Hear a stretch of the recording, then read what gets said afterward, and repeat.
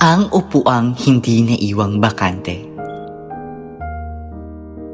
Tuwing umaga, napapansin ni Ginang Santos na laging may isang bakanting upuan sa unahang hanay. Kay Marco iyon. Tahimik na mag-aaral si Marco. Bihira siyang magsalita at kapag nagsasalita man, napakahina ng kanyang boses. Laging malinis ang kanyang uniforme, ngunit ito'y luma na. May mga pagkakataong pumapasok siya sa paaralan nang walang baon. Isang maulang hapon, pinakiusapan ni Ginang Santos si Marco na magpaiwan pagkatapos ng klase. "Marco," malumanay niyang sinabi, "napansin kong mukhang pagod ka nitong mga araw. Ayos ka lang ba, anak?"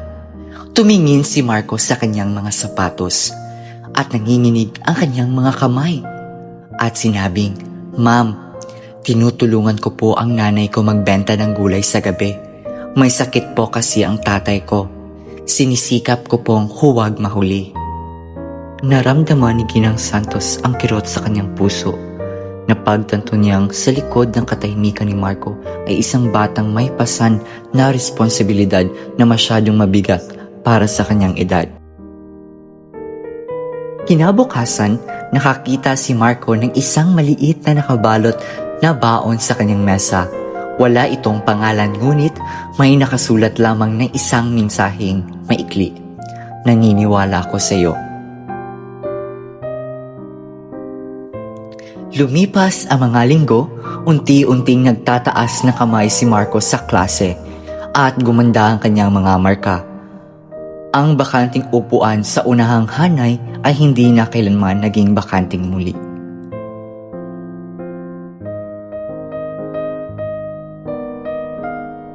Sa araw ng pagtatapos, lumapit si Marco kay Ginang Santos na may luha sa kanyang mga mata at sinabing, "Salamat po, ma'am," sabi niya.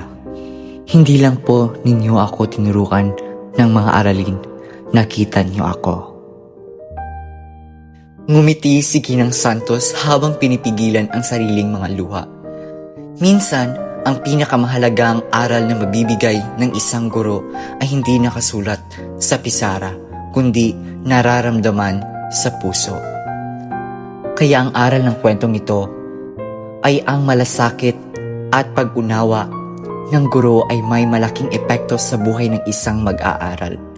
Ipinapakita rin nito ang simpleng kabutihan at paniniwala sa kakayahan ng isang bata ay nagbibigay sa kanya ng lakas ng loob na magsikap at magtagumpay.